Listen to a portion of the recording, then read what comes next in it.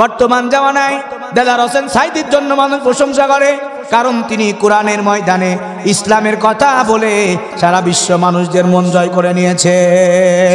সুবহানাল্লাহ। তার মানে বুঝতে পারলাম প্রশংসা হয় শুধুমাত্র ভালো ব্যক্তির জন্য।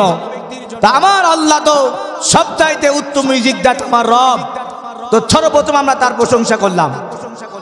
এরপরে আল্লাহ পাক বলতেছেন রব্বিল আলামিন, তিনি আমাদের রব, তিনি আমাদের পালন কর্তা এবং সমস্ত পৃথিবীর মালিক সেই আল্লাহ তাআলা। তিনি আমাদের কেমন রব, তিনি আমাদের কেমন প্রতিপালক। আল্লাহ পাক শুধু আমাদেরকে সৃষ্টি করেই ছেড়ে দেন নাই, আল্লাহ পাক আমাদেরকে বানানোর পর আল্লাহ পাক সুন্দর দুটো চোখ আমাদেরকে দান করলেন, আল্লাহ আমাদের দুটো পা দান করলেন। যেই পাটা দুটো একই সমান, যদি একটা পা ছোট হতো আর একটা পা বড় হতো মানুষ চলাফেরা করতে পারতো না।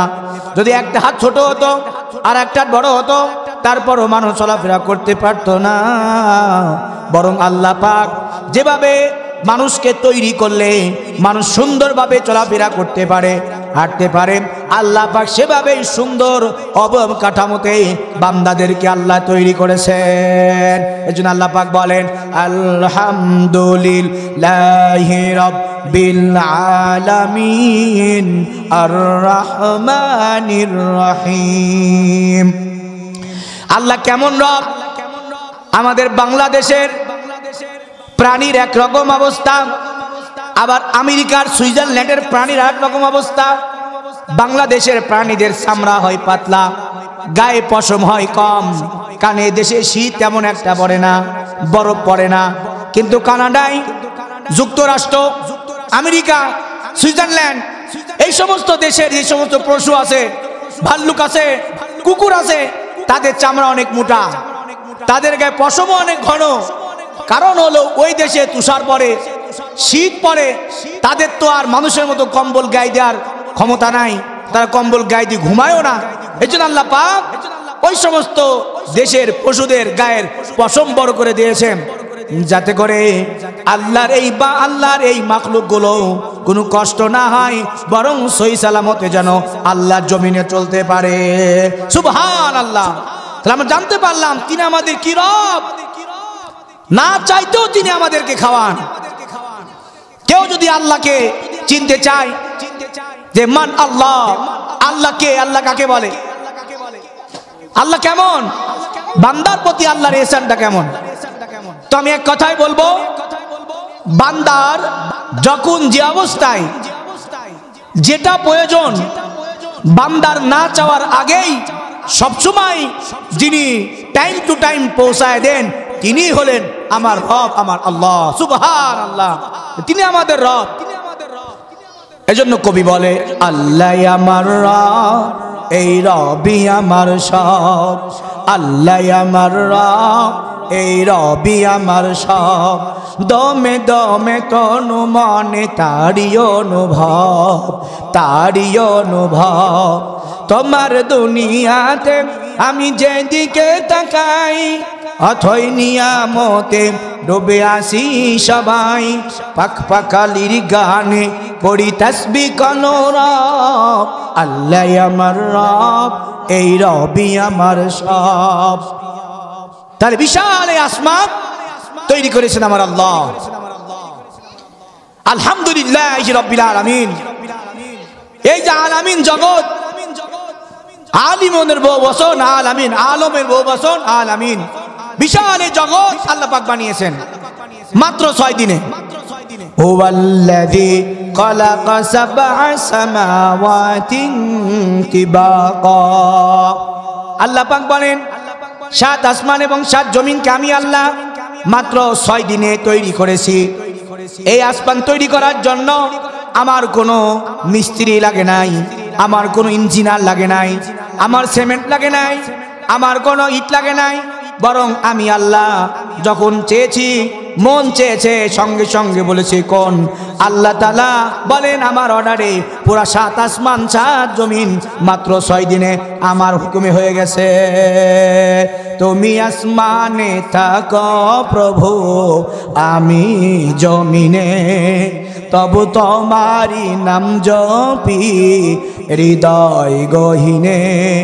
আমি তোমারি গোলাম গো, অন্য কারো নয়। আমি তোমারি গোলাম গো, অন্য কারো নয়। আলিমুল গায়েব তুমি মাবুদ রব্বানা। বিশাল আসমান আল্লাহ পাক তৈরি করেছেন। আমরা তো শুধু জানি ইহ জগৎ আর পর জগৎ, কিন্তু আল্লাহ পাক এই পানির নিচেও একটা জগৎ রাখছেন, মাটির উপরেও একটা জগৎ, আসমানের নিচেও একটা জগৎ, আসমানের উপরেও আর একটা জগৎ। বিজ্ঞান তারা কোরআন রিসার্চ করে তাদের জবান থেকে আমাদের শোনা সূর্য 13 লক্ষ গুণ বড় এই পৃথিবীর চাইতে। বর্তমান বিজ্ঞান রিসার্চ করে বলতেছে যে দুনিয়ার চাইতে 13 লক্ষ গুণ কোটি বড় এই যে সূর্য, এই সূর্যের চাইতেও লক্ষ লক্ষ কোটি কোটি গুণ বড় এক একটা তারা। এইরকম হাজার হাজার তারা আল্লাহ পাক এই আসমানে সাজায় রাখছেন। শুধু এতটুকুই নয়, এইরকম হাজার হাজার তারাকে খেয়ে ফেলতে পারে এইরকম অসংখ্য ব্ল্যাক হোল আল্লাহ পাক আসমানে তৈরি করে রেখেছেন। যে বিষয় আল্লাহ পাক কোরআনে বলেন, ফালা উকসিমু বিমাওয়াকি'ন নুজুম। আল্লাহ পাক বলেন যে এমন একটা স্থান আছে, এমন একটা গ্রহ আছে যার রেঞ্জের মধ্যে সূর্য এবং তারা যদি কখনো চলে যায় সেকেন্ডের ভিতরে গিলে ফেলতে পারে এরকম হাজার হাজার ব্ল্যাক হোল আমি আল্লাহ এই আসমানে তৈরি করে রেখেছি। সুবহানাল্লাহ, আল্লাহু আকবার। কি বড় আল্লাহর নিয়ামত!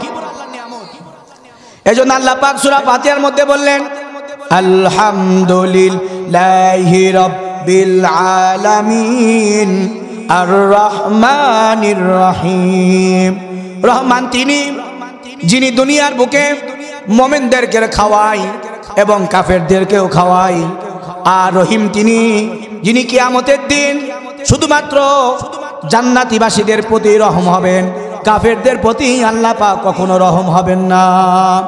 এরপর আল্লাহ পাক বলেন, মালিকি ইয়াউমিদ্দিন।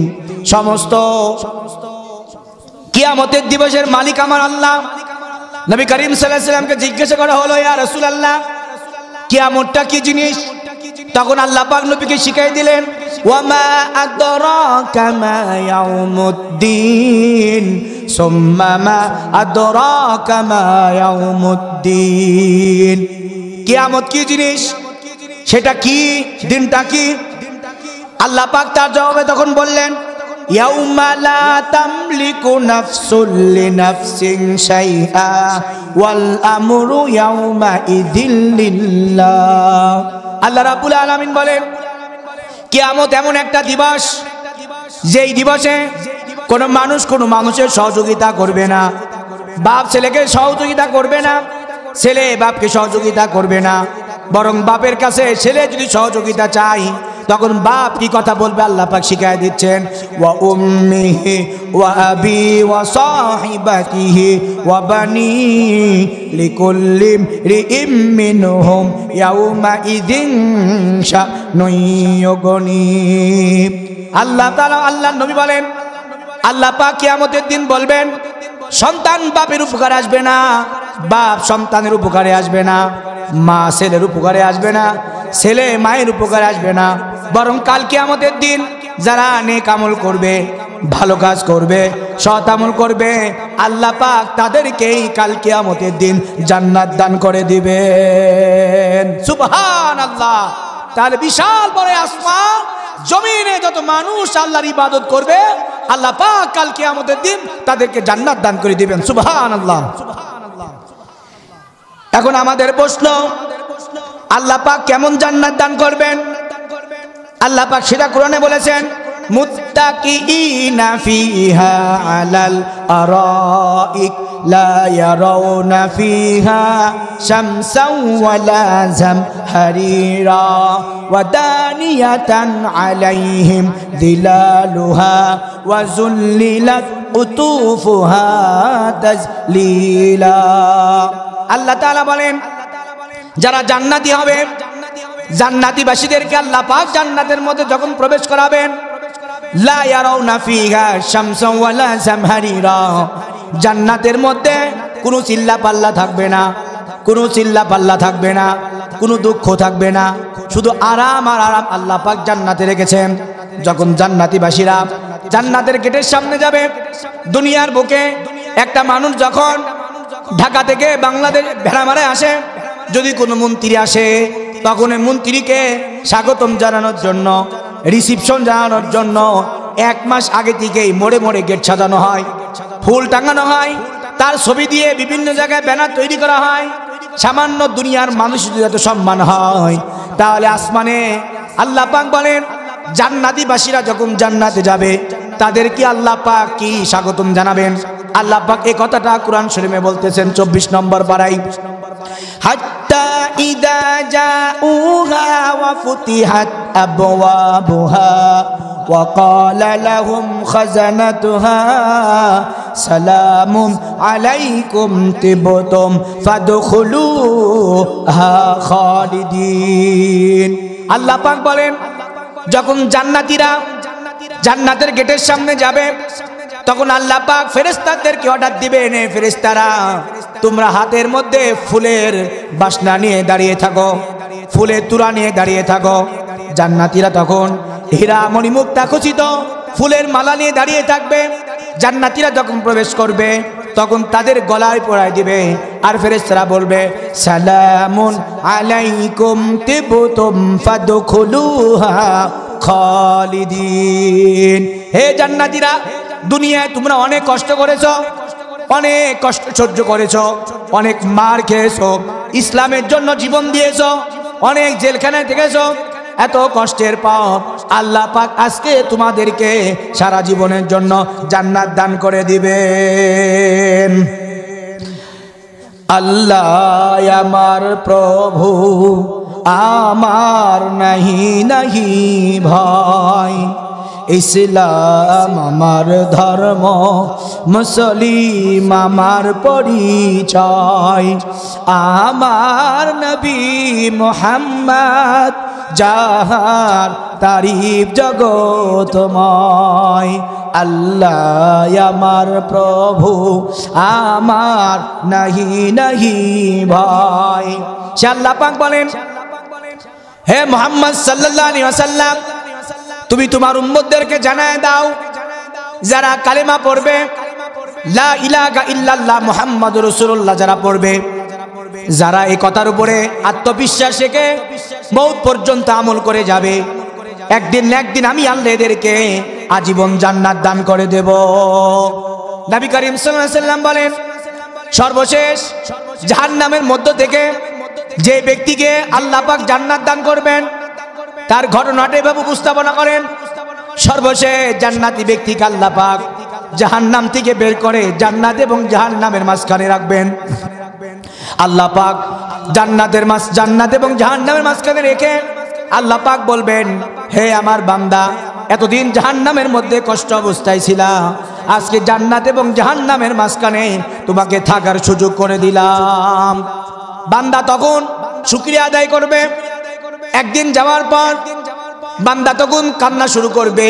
আল্লাহ পাক জিজ্ঞাসা করবে, লিমাযা তাবকি ইয়া আবদি, হে আমার কলিজার টুকরা বান্দা, তুমি কেন কাঁদো? বান্দা তখন বলবে, আল্লাহ, জাহান্নাম থেকে তুমি যখন আমাকে জান্নাতের এবং জাহান্নামের মাঝখানে এনে রেখেছো, আয় আল্লাহ, একটু আমাকে জান্নাতের গেটের সামনে যাওয়ার সুযোগ দাও। আল্লাহ পাক বলবে, ঠিক আছে, তোমাকে জান্নাতের গেটের সামনে যাওয়ার সুযোগ দেওয়া হলো। বান্দাকে তখন জান্নাতের গেটের সামনে দাঁড় করানো হবে। বান্দা তখন বসে বসে জান্নাতের দরজার দিকে দেখবে, আর জান্নাতের অবলক নিয়ামত তখন দেখতে পাবে না। বান্দা তখন আবার একদিন পর কান্না শুরু করবে। আল্লাহ পাক বলবে, লিমাযা তাবকি ইয়া আবদি মাররাতান, হে আমার বান্দা, তুমি আবার কেন কাঁদো? বান্দা তখন বলবে আল্লাহ জান্নাতের গেটের সামনে তুমি আমাকে এনেছো, কিন্তু জান্নাতের দরজা বন্ধ হওয়ার কারণে জান্নাতের কিছুই আমি দেখতে পাই না। আল্লাহ তুমি যদি একটা মিনিটের জন্য জান্নাতের দরজা খুলে দাও, তাহলে আমি তোমার বান্দা হয়ে জান্নাতের নিয়ামতগুলো দেখে দেখে আমি আমার মনে তৃপ্তি হব। সুবহানাল্লাহ। আল্লাহ তখন বলবে জিবরাইল যাও, আমার বান্দা জান্নাতের নিয়ামতটা দেখতে চাই। জান্নাতের দরজা ইফতাহি বাবাল জান্নাহ, জান্নাতের দরজাটা আমার বান্দার জন্য ওপেন করে দাও।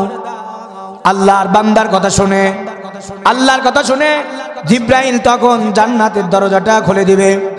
আল্লাহর বান্দা জান্নাতের দরজা দিয়ে এখন জান্নাতের নিয়ামত দেখতে পাবে। একদিন পর আল্লাহর বান্দা আবার কান্না শুরু করবে। আল্লাহ পাক জিজ্ঞেস করবেন কি ব্যাপার বান্দা, তুমি আবার কাঁদো কেন? বান্দা তখন বলবে আল্লাহ জান্নাতের গেটের সামনে ছিলাম, তোমার কাছে আমি চেয়েছি, জান্নাতের দরজা খুলে দিয়েছো। আয় আল্লাহ জান্নাতের বাইরে থেকে জান্নাতের সব নিয়ামতগুলো তো দেখা যায় না, তুমি একটা বার জান্নাতের মাঝখানে আমাকে বসাই দাও, যাতে করে আমি জান্নাতের চতুর্দিকে তাকায় তাকায় জান্নাত তোমার নিয়ামতটা দেখতে পাই। সুবহানাল্লাহ। আল্লাহ পাক তখন বলবেন হে জিবরাইল ইজাব ইলাল জান্নাহ, জান্নাতে যাও, আমার বান্দা জান্নাতের নিয়ামত দেখতে চাই, মাঝখানে তাকে বসায় দাও। আল্লাহর বান্দাকে যখন মাঝখানে বসাই দেওয়া হবে, বান্দা তখন জান্নাতের চতুর্দিকে তাকাবে আর জান্নাতের নিয়ামতগুলো দেখতে পাবে। নিয়ামত দেখতে দেখতে এক সময় বান্দা বলবে আল্লাহ এত সুন্দর জান্নাত তুমি আমাকে দেখার সুযোগ করে দিয়েছো, আর আমি জানি যে একবার জান্নাতে প্রবেশ করে এসে কখনো আর বের হয় না। আল্লাহ তোমার কাছে সর্বশেষ আমি একটা আবদার চাই, আল্লাহ মেহেরবানি করে এই জান্নাতের মধ্যে আজীবন থাকার ব্যবস্থা করে দাও। সুবহানাল্লাহ। আল্লাহ পাক তখন বলবে যা বান্দা, জান্নাত থেকে মুক্তি দিয়ে তোমাকে জান্নাত জাহান্নামের মাঝখানে বসার সুযোগ করে দিয়েছিলাম, এরপরে তুমি আবদার করেছো জান্নাতের গেটের সামনে বসবা, তাও বসার সুযোগ করে দিয়েছি। এবার জান্নাতের মধ্যে প্রবেশ করতে চেয়েছো, তাও তোমাকে দিয়েছি। এখন তুমি জান্নাত থেকে বের হতে চাও না, যাও, আমি আল্লাহ তোমাকে এইরকম একটা না দুইটা না বরং 10টা দুনিয়ার মতো জান্নাত আমি আল্লাহ তোমাকে দান করে দিলাম। সুবহানাল্লাহ।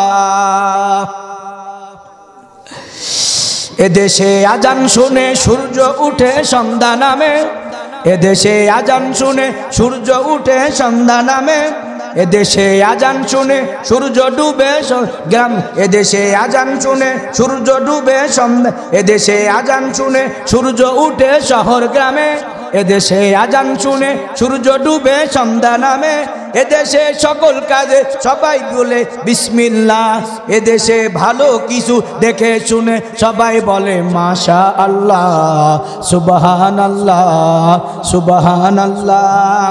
এদেশে আজান শুনে সূর্য উঠে শহর গ্রামে, এদেশে আজান শুনে সূর্য ডুবে সন্ধ্যা নামে, এদেশে সকল কাজে সবাই বলে বিসমিল্লাহ, এদেশে ভালো কিছু দেখে শুনে সবাই বলে মাশা আল্লাহ, সুবহানাল্লাহ, মাশা আল্লাহ।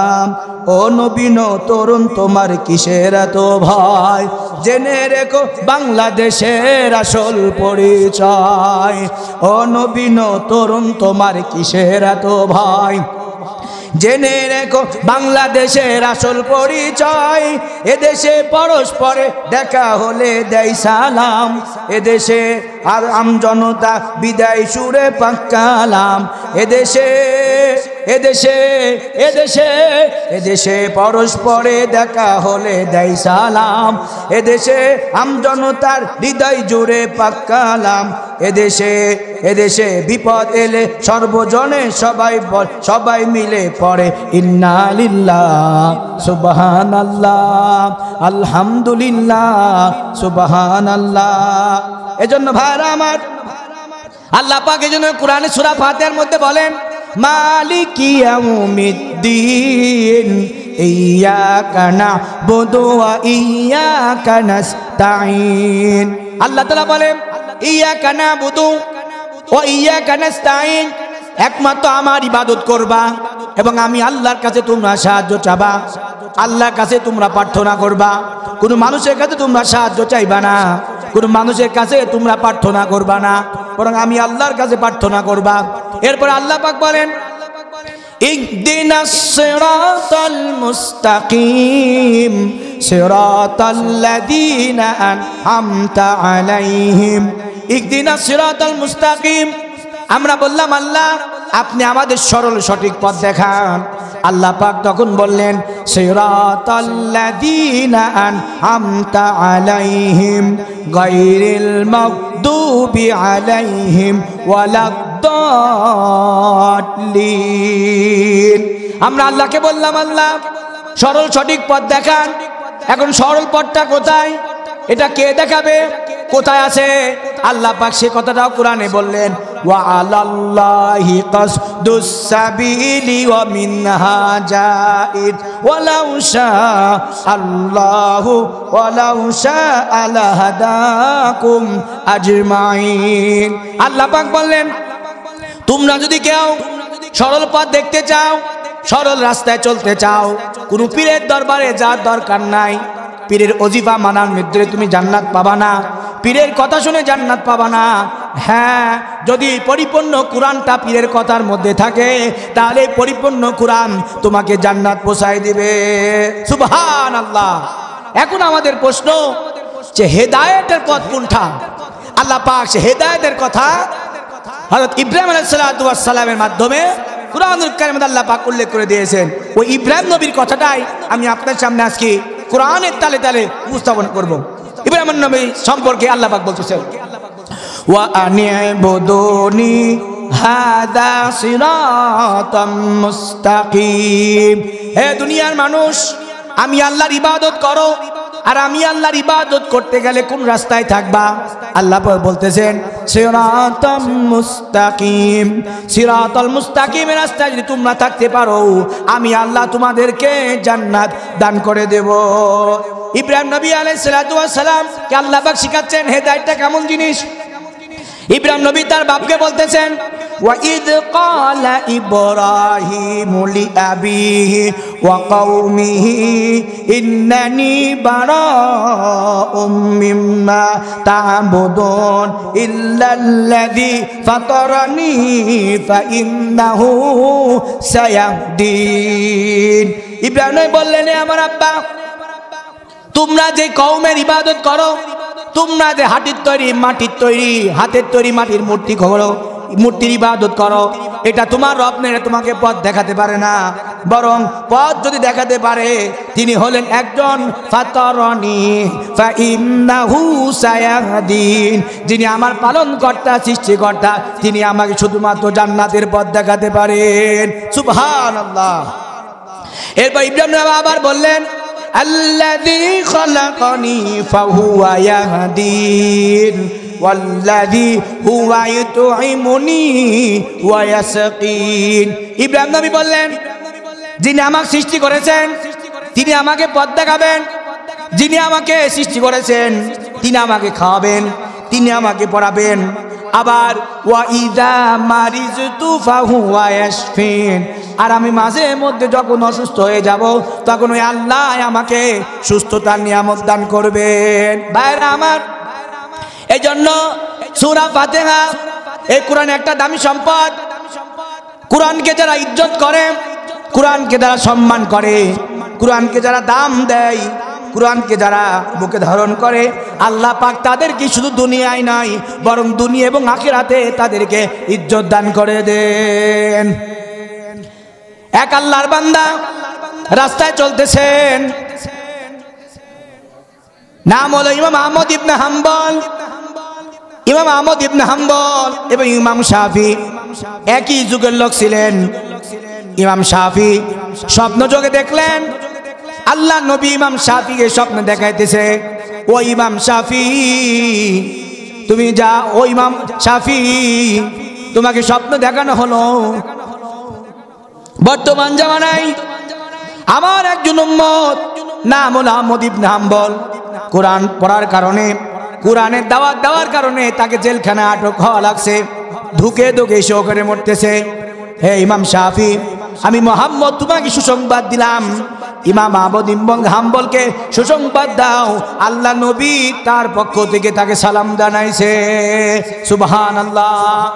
ইমাম শাফি তার মুরিদকে বললেন, যাও এই সুসংবাদ দাও আহমদ ইবনে হাম্বলকে দিয়ে আসো। মুরিদ চলে গেলেন, ইমাম আহমদ ইবনে হাম্বলের কাছে বললেন, ইমাম আহমদ ইবনে হাম্বল, আল্লাহ নবী স্বপ্ন যোগে ইমাম শাফিকে জানিয়েছেন যে আল্লাহ নবী নাকি আপনার এই কষ্টের প্রতি খুশি হয়ে আপনাকে সালাম জানাইছে।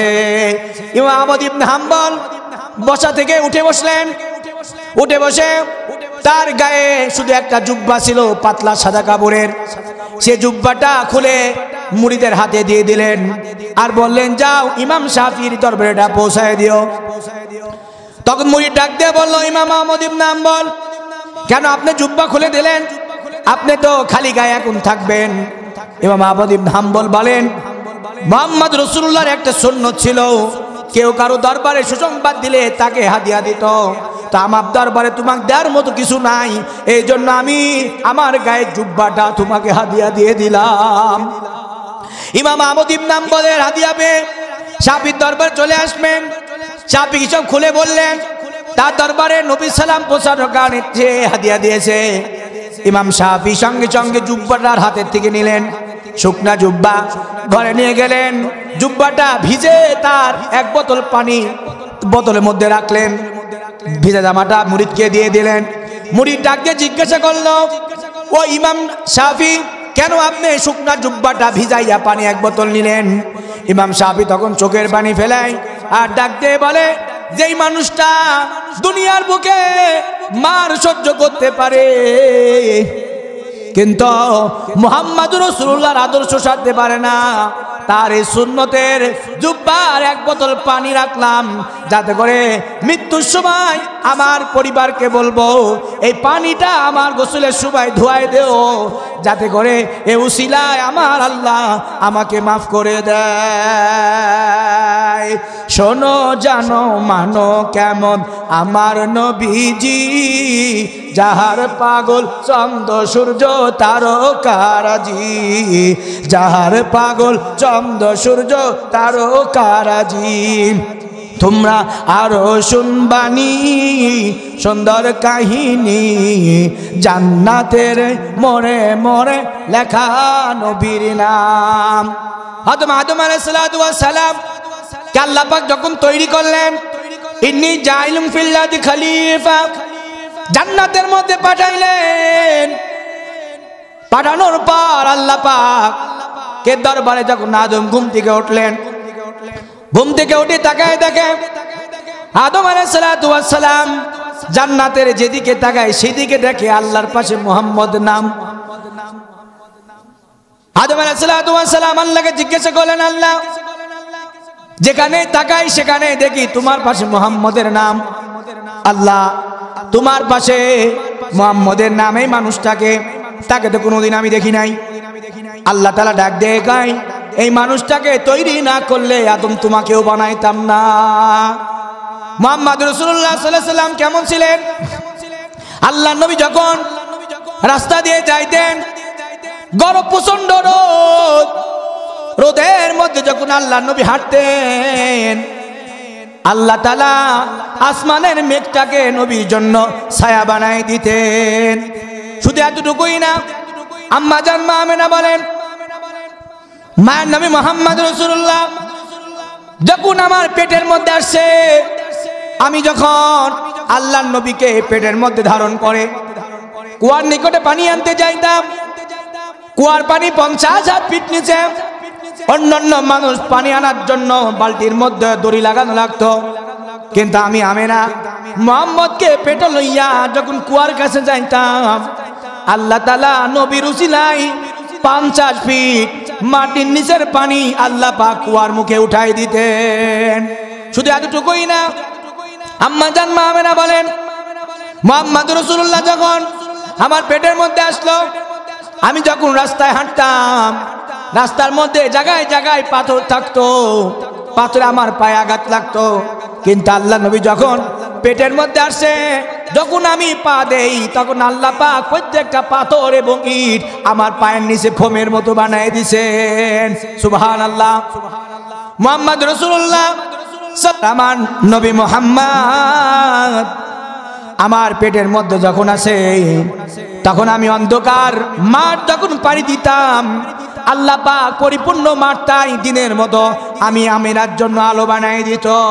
তোরা দেখে যা আমিনা মায়ের কোলে, তোরা দেখে যা আমিনা মায়ের কোলে, মধু পূর্ণিমারি সেটা চাঁদ দোলে, জানো উষার কোলে রানা রবি দোলে, তোরা দেখে যা আমিনা মায়ের কোলে। মুহাম্মদ রাসূলুল্লাহ সাল্লাল্লাহু আলাইহি সাল্লাম বলেন, দেখো আমার প্রতি আল্লাহ পাক এত পরিমাণে ihsan করেছেন, আমি যেভাবে কথা বলি, আমি যে স্টাইলে চলাফেরা করি, আমি যে স্টাইলে ঘুমাই, আমি যে স্টাইলে লেনদেন করি, দুনিয়ার মানুষ কিয়ামত পর্যন্ত যদি আমি নবীর স্টাইলটা তোমরা গ্রহণ করো, স্মরণ রাখো আমি নবীর স্টাইল যা দেহের মধ্যে থাকবে আল্লাহ পাক তাকে আমি নবীর সাথে জান্নাতুল ফেরদাউস দান করে দিবেন। মুহাম্মাদের নাম জপেছিলি বুলবুলি তুই আগে, মুহাম্মাদের নাম জপেছিলি বুলবুলি তুই আগে, তাই কিনে তোর কণ্ঠেরি গান এমন মধুর লাগে। হে দুনিয়াবাসী যারা আমার ভিডিওটা শুনছেন, সর্বপ্রথম যখন আমি বাংলাদেশ থেকে বিমানে করে যখন আমি কলকাতায় ল্যান্ড করলাম, কলকাতায় নামার পর ইন্ডিয়ার সমস্ত মানুষ আমাকে ঘিরে ধরলো। আমি মনে করলাম এরা মনে হয় সবাই মুসলিম, দেখলাম না মুসলিমের মধ্যে আবার হিন্দু কিছু আছে যারা আমাকে ইউটিউবে দেখে অনেক ভালোবাসে। আমার সাথে কোলাকুলি হলো, মুসাফাও হলো, আমি ওদের সালাম দিলাম, ওরাও আমাকে সালাম দিল। ইন্ডিয়ার বুকে ওয়াজ করার পর সমস্ত মানুষ কোরআন শোনার পর আমাকে সাধনা দিল, বাহবা দিল, ইজ্জত করলো। এটা আমার ব্যক্তিগত টাকার কোনো জোর নয়, টাকার কোনো ক্ষমতা নয়, সুন্দর চেহারার জন্য নয়, বরং একমাত্র আল্লাহর কোরআন আর নবীর মহব্বতে তারা ইজ্জত দিয়েছে। এজন্য দুনিয়ার মানুষ যারা আছেন আপনাদেরকে আহ্বান করছি, মুহাম্মদ রাসূলুল্লাহ এমন মানুষ ছিলেন, আমরা প্রতিদিন 3 বার কাজ 10 বার মিথ্যা কথা বলি, নামাজ পড়ি তাও মিথ্যা কথা বলি, হজ করে এসে ওজনে কম দেই, হজ করে এসে আপন ভাইয়ের সাথে মারামারি করি।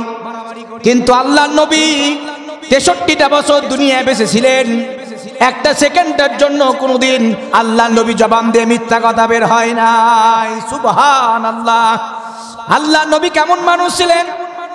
আমরা রাস্তায় হাঁটলে আমাদের গায়ের ছায়া ছাগলের নাদির উপরে পড়ে, আমার গায়ের ছায়া গরুর বাথরুমের উপরে পড়ে, কিন্তু আল্লাহ নবীকে আল্লাহ পাক এত ভালোবাসতেন, আল্লাহ পাক নবীর ছায়া পর্যন্ত দুনিয়া থেকে উঠাই নিছেন, এমনকি মাছি পর্যন্ত আল্লাহ নবীর গায়ে বসতো না। সুবহানাল্লাহ। আল্লাহ নবী কেমন ছিলেন? আমরা কোরআন শরীফ মুখস্থ করার জন্য সারাদিন গোটা এরকম ঢোলা লাগে, কিন্তু আমার নবী মুহাম্মদ রাসূলুল্লাহ যখন কোরআন শরীফ মুখস্থ করার জন্য চেষ্টা করলেন, আল্লাহ পাক তখন বললেন, হে মুহাম্মদ তোমাকে কোরআন শরীফ মুখস্থ করা লাগবে না, তাড়াহুড়া করা লাগবে না, বরং আমি আল্লাহ আছি না, তোমার এত চিন্তা কিসের? স্মরণ রাখো কোরআন শরীফ তোমার মুখস্থ করার দরকার নাই। আমি আল্লাহ যেমন ভাবে আসমান বানাইছি, জমিন বানাইছি, গ্রহ বানাইছি, নক্ষত্র বানাইছি, ইউগ বানাইছি, গ্যালাক্সি বানাইছি, তারা বানাইছি, চাঁদ বানাইছি, কোনো মিস্ত্রি লাগে নাই, কোনো প্রয়োজন হয় নাই। স্মরণ রাখো আমি আল্লাহ কোরআন শরীফ তোমার পরিশ্রম ছাড়াই তোমার দিলের মধ্যে ঢুকাই দিব। সুবহানাল্লাহ। ত্রিভুবনের প্রিয় মুহাম্মদ এলো রে দুনি আই আই রে সাগর আকাশ বাতাস দেখ যদি আয়।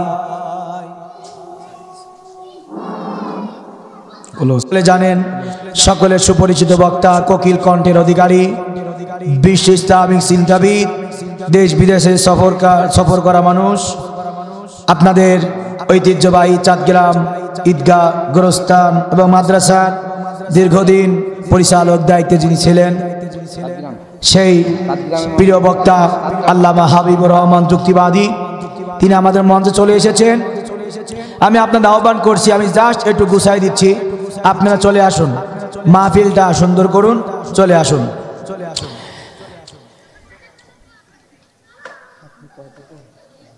তোরা দেখে যা আমিনা মায়ের কোলে, তোরা দেখে যা আমিনা মায়ের কোলে। এই ছেলেরা সব চলে আসো, আসো আসো আসো, বাবারা আসো, চলে আসো, তো হ্যাঁ সব চলে আসো, ওইগুলো সব ধরে নিয়ে আসো, কেউ দাঁড়ায় থাকবে না ইনশাআল্লাহ। মেহেরবানি করে সবাই মাহফিলের মঞ্চে চলে আসো। আলহামদুলিল্লাহ সবাই আসছে, আমি দোয়া করি কেউ বাকি থাকবে না, সবাই ইনশাআল্লাহ মাহফিলে চলে আসবে। আমি আশা করছি আল্লাহ পাক দ্বিতীয় বক্তা ওঠার আগেই মাহফিলটা যেন পরিপূর্ণ হয়ে যায়। আল্লাহ আমাদের সকলকে তৌফিক দান করুক, বলেন আমিন। নবী করিম সাল্লাল্লাহু আলাইহি সাল্লাম মানুষদেরকে যখন কোরআনের কথা শুনাইতেন, মানুষ যখন কোরআনের কথা শুনে নবী করিম সাল্লাল্লাহু আলাইহি সাল্লামের হাতে বায়াত গ্রহণ করা যখন শুরু করলেন, একে একে যখন মানুষ নবীর হাতে কালেমা পড়ে মুসলমান হওয়া শুরু করলেন, ওই সময় আবু জেহেল, উতবা এবং সাইবা নবী করিম সাল্লাল্লাহু আলাইহি সাল্লামকে কোরআন শোনা থেকে বাধা প্রদান করেছিল। তখন তারা কি বলেছিল? وقال الذين كفروا لا تسمعوا لهذا القرآن والغوا فيه لعلكم تغلبون। সবাই জোরে জোরে বলো আল্লাহু আকবার। কাফেররা তখন বলল, হে দুনিয়ার মানুষ, কখনো তোমরা মুহাম্মদের জবানের কথাগুলো তোমরা কেউ শুনবা না। যদি মুহাম্মদের জবানের কথা শোনো তোমরা সবাই ধ্বংস হয়ে যাবা। কিন্তু আল্লাহ পাক এই কথার বিপরীতে চ্যালেঞ্জ শুনাই দিলেন, না, আবু জেহেলের কথা এটা সত্য নয়, বরং যারা কোরআন শুনবে, যারা কোরআনের প্রতি মনোনিবেশ করবে, আমি আল্লাহ তাদের প্রতি অ্যাডে দিলাম, ওয়া ইজা তুলিয়াত আলাইহিম আয়াতুহু যাদাতুহুম ঈমানা। আল্লাহু আকবার। আল্লাহ পাক বললেন, যারা মুহাম্মাদের জবানে কোরআন তেলাওয়াত শুধু শুনবে না, বরং যারা তেলাওয়াত করবে, আল্লাহ রাব্বুল আলামিন বলেন, যত কোরআন শরীফ তারা শুনবে তত তাদের হৃদয় আমি আল্লাহর মুখ হয়ে যাবে। সুবহানাল্লাহ। একদিন আল্লাহ নবী মুহাম্মদ রাসূলুল্লাহ বসে বসে কোরআন তেলাওয়াত করতেছেন, হঠাৎ করে আসমান দিয়ে বিশাল একটা জিনের দল উড়ে যাইতেছেন। ওই জিনের দল আল্লাহ নবীর জবানে কোরআন তেলাওয়াত শুনে বিশাল একটা দল আল্লাহ নবীর সামনে এসে বসে গেলেন এবং আল্লাহ নবীর সামনে অনেকক্ষণ বসে থাকলেন। নবীজি যখন কোরআন তেলাওয়াত করতেছিলেন, উল উহিয়া ইলাইয়া আন্নাহু তামাআ নাফারুম মিনাল জিন্নি ফাকালু ইন্না সামি'না কুরআনান আজাবা। নবী করিম সাল্লাল্লাহু আলাইহি ওয়াসাল্লাম যখন কোরআন তেলাওয়াত করতেছিলেন, তখন সমস্ত জিন জাতিরা মনোযোগ সহকারে আল্লাহ নবীর কোরআন তেলাওয়াত শুনতেছিল। আল্লাহ নবী কোরআন তেলাওয়াত যখন শেষ হলো, সমস্ত জিন জাতিরা বলল, হে মুহাম্মদ, আদম নবীর মুখেও আমরা আল্লাহর কালাম শুনেছি, দাউদ নবীর মুখেও আমরা জবুর শুনেছি, মুসা নবীর যুগে আমরা তাওরাত শুনেছি, ঈসা নবীর যুগে আমরা ইনজিল শুনেছি, তবে মুহাম্মদ আপনার জবানে যে আল্লাহর কোরআন শুনেছি, এই রকম তেলাওয়াত ইতিপূর্বে আমরা জিনরা কখনো শুনতে পাই নাই। সুবহানাল্লাহ। তাহলে যুবক ভাই, কোরআনের পক্ষে তোমরা সবাই আসো তো? তাহলে আমি বলবো আল কোরআনের আলো, তোমরা বলবা ঘরে ঘরে জালো। আল কোরআনের আলো, কোরআন হাদিস যেখানে, কোরআন হাদিস যেখানে, আল কোরআনের আলো। আরো জোরে, আল হাদিসের আলো। গান বাজনার আলো, বলে গান বাজনার আলো, তাও বলে ঘরে ঘরে জ্বালো। গান বাজনা কি ঘরে ঘরে জ্বালানো যাবে? তাহলে আজকে বর্তমান জামানায় আমাদের ঘরে কোরআনের আলো বেশি না গান বাজনা আলোচনা বেশি? কথা কয় না, কথা কয় না। কোরআনের আলোচনা বেশি না ঘরে গান বাজনা বেশি হয়? গান বাজনা বেশি হয়। আমরা জানি যারা কোরআন শুনে, যারা কোরআন শোনায়, এরা 5 ওয়াক্ত নামাজি হয়, এক আল্লাহ বাদ দিয়ে কোনো পীরের পায়ে সেজদা দিতে পারে না, ঠিক কিনা? আচ্ছা যুবক, তোমরাই বলো তো, প্যান্ট শার্ট এটা ছেলেদের পোশাক না মেয়েদের পোশাক? কথা বলতে হবে যুবক, ছেলেদের পোশাক না মেয়েদের পোশাক?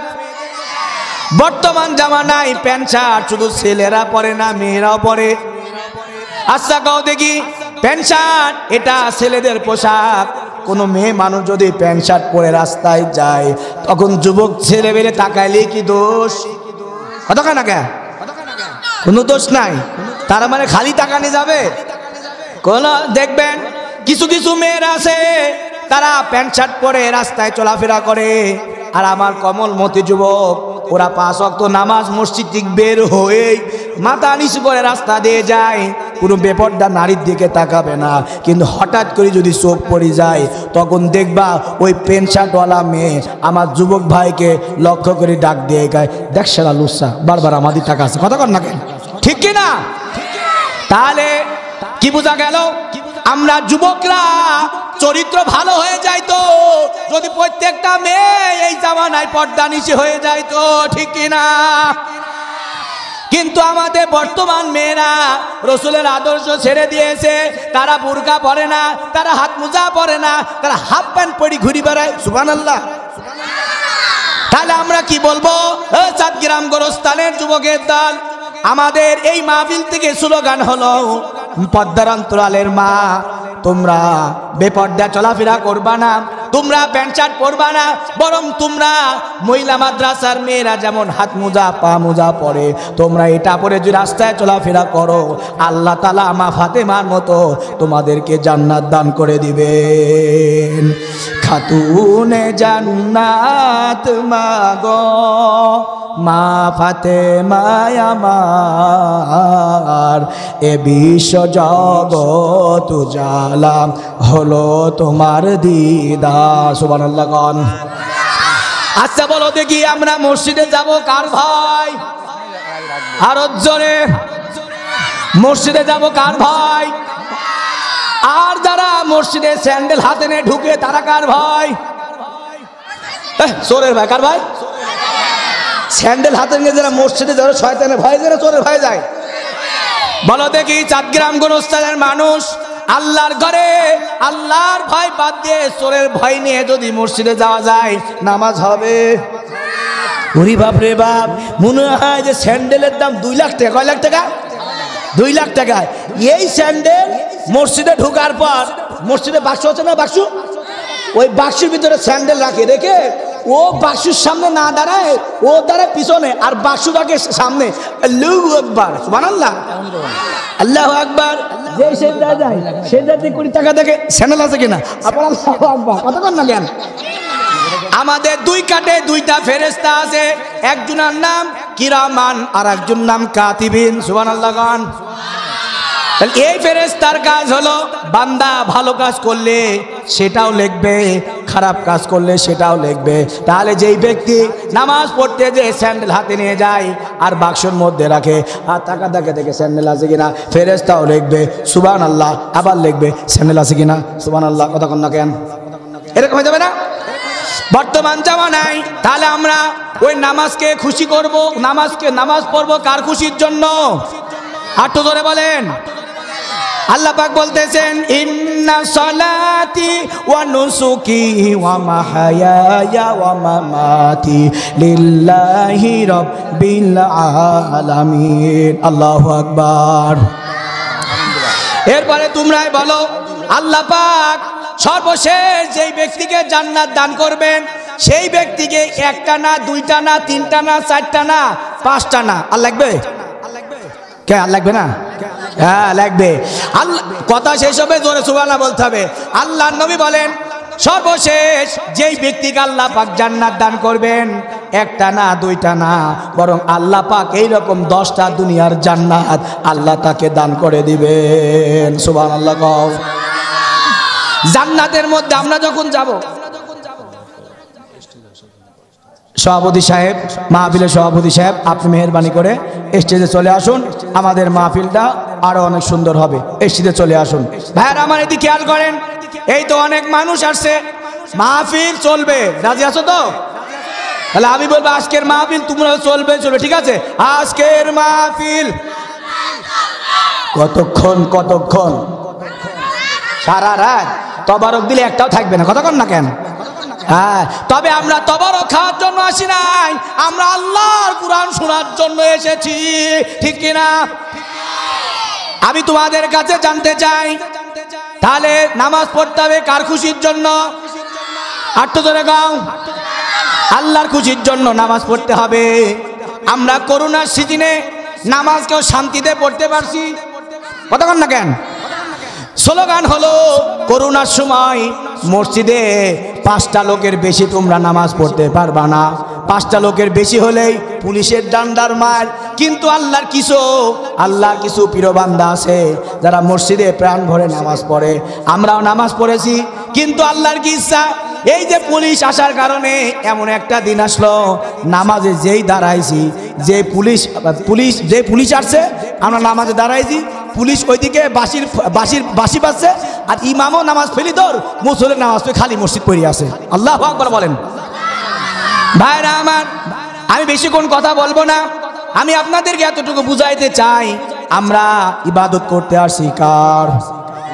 আটটা ধরে করেন কার? আল্লাহ পাক কোরআনে বলেন, ইয়া আইয়ুহান নাসু উবুদু রাব্বাকুমুল্লাযী খালাকাকুম ওয়াল্লাযীনা মিন ক্বাবলিকুম লাআল্লাকুম তাত্তাকুন। আল্লাহু আকবার। আল্লাহ পাক সর্বপ্রথম একটা মানুষ জান্নাতে বানাইলেন, নাম হলো আদম। কি দম? আর জোরে। আদম আলাইহিস সালাতু ওয়াস সালাম জান্নাতে শুয়ে আছে। জান্নাত থেকে উঠে দেখে পাশে একটা সুন্দর নারী বসে আছে। সুবহানাল্লাহ। আদম আলাইহিস সালাম সুন্দর নারী দেখে ধরতে গেলেন। আল্লাহ বলল, না, বিয়ের আগে স্পর্শ করা হালাল না হারাম? আটটা জোরে কন, হারাম। আল্লাহ তাআলা বললেন, বিয়ের আগে হাওয়াকে স্পর্শ করা যাবে না, হারাম। বিয়ে করার পর স্পর্শ করতে পারবা, বিধানটা কার? আর বর্তমান জামানায় আমরা বিয়ের আগে স্পর্শ করি না, বিয়ের পর স্পর্শ করি।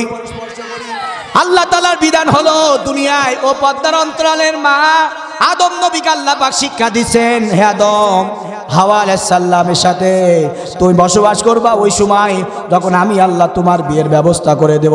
আদম নবী বললেন, আল্লাহ, আমার টাকা নাই, পয়সা নাই, কিভাবে আমি বিয়ে করব? আল্লাহ বললে, মোহর দাও। আদম আল্লাহ কয় মোহর নাই। আল্লাহ তাআলা বললেন, ঠিক আছে, মোহর টাকা পয়সা দেওয়ার দরকার নাই, বিশ্ব নবী মুহাম্মাদুর রাসূলুল্লাহর উপরে দরুদ শরীফ পাঠায় দাও 10 বার। ওই দরুদ শরীফটাই আমি আল্লাহ আদম তোমার জন্য আমি দিরহাম বানায় দিলাম। সুবহানাল্লাহ।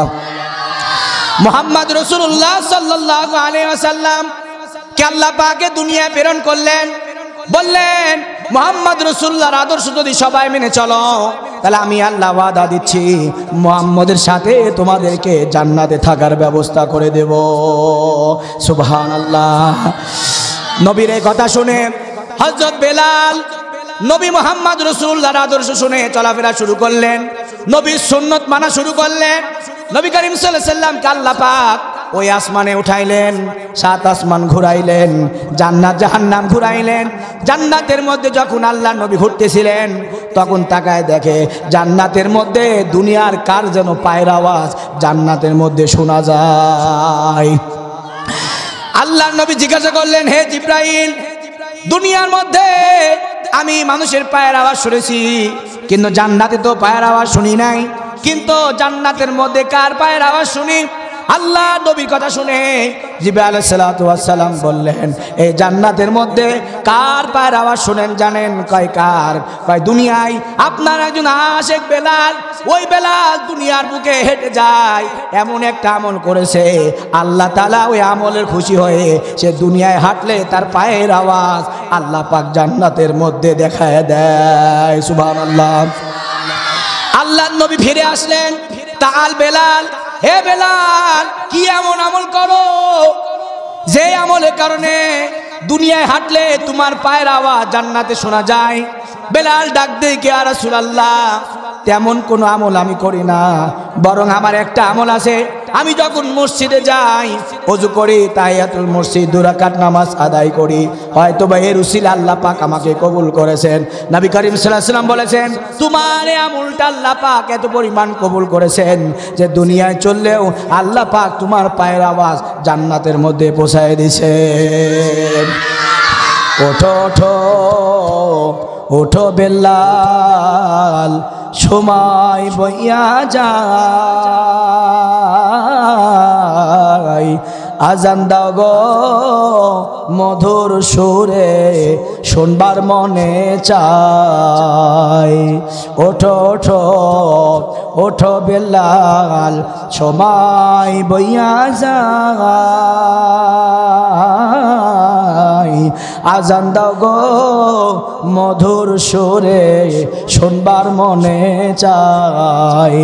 বেলাল বলে আজান দিলে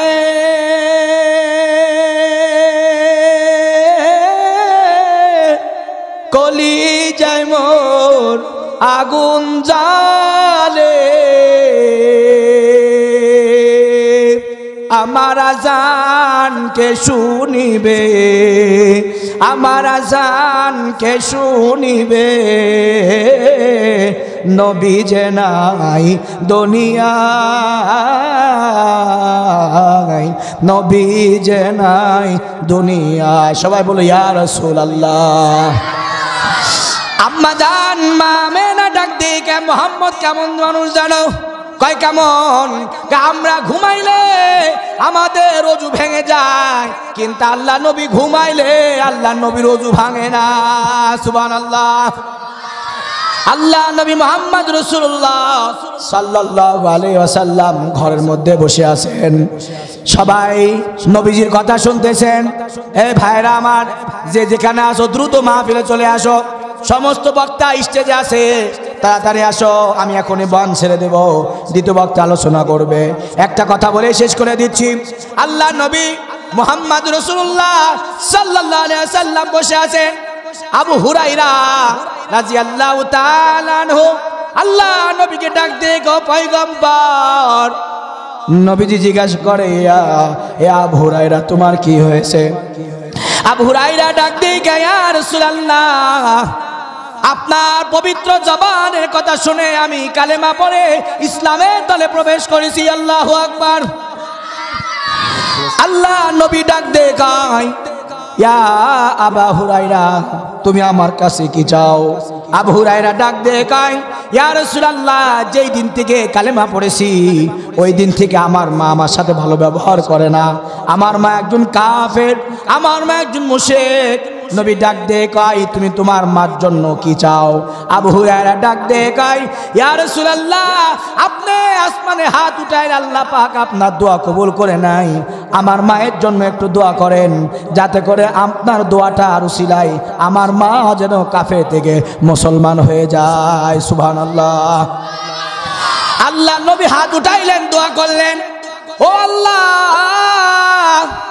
আবু হুরায়রা তার মায়ের জন্য দোয়া চেয়েছে, আমি মুহাম্মদ আবু হুরায়রার মায়ের জন্য দোয়া করছি। আল্লাহ আবু হুরায়রার মাকেও আবু হুরায়রার মতো পাক্কা মুসলমান বানায় দাও। সুবহানাল্লাহ। জোরে গাও। আবু হুরায়রা জোরে দৌড় দিলেন। রাস্তার মাঝখানে একজন মুরব্বী মানুষ ডাক দিয়ে কি, আবু হুরায়রা এত জোরে দৌড়াও কেন? আবু হুরায়রা ডাক দিয়ে কয়, আমি আজকে পরীক্ষা করতে চাই আল্লাহ নবীর দোয়া আগে বাড়িতে পৌঁছায় নাকি আমি আগে বাড়িতে পৌঁছাই। আল্লাহু আকবার। কয় কেন? হোক আমি নবীর কাছে আমার মায়ের জন্য, মুসলিমার জন্য দোয়া চেয়েছি। আমার মার জন্য আল্লাহর নবী দোয়া করতেছেন, তাই আমি দৌড়াইতেছি। এই কথা বলে আবু হুরায়রা বাড়িতে গেলেন। বাড়িতে যাওয়ার পর দেখেন আবু হুরায়রার মা আগে থেকেই কালেমা পড়ে মুসলমান হয়ে আবু হুরায়রার জন্য অপেক্ষা করতেছে। সুবহানাল্লাহ। হে রাসূল তোমারই জন্য মন কাঁদে, আখি কাঁদে, ভুবন কাঁদে। এজন্য মা বোন, এই মাইকের আওয়াজ যাদের কানে যাচ্ছে দ্রুত মাহফিলে চলে আসেন। এই মাহফিলে এসে নিজের জীবনটা জান্নাতি বানায় নেন।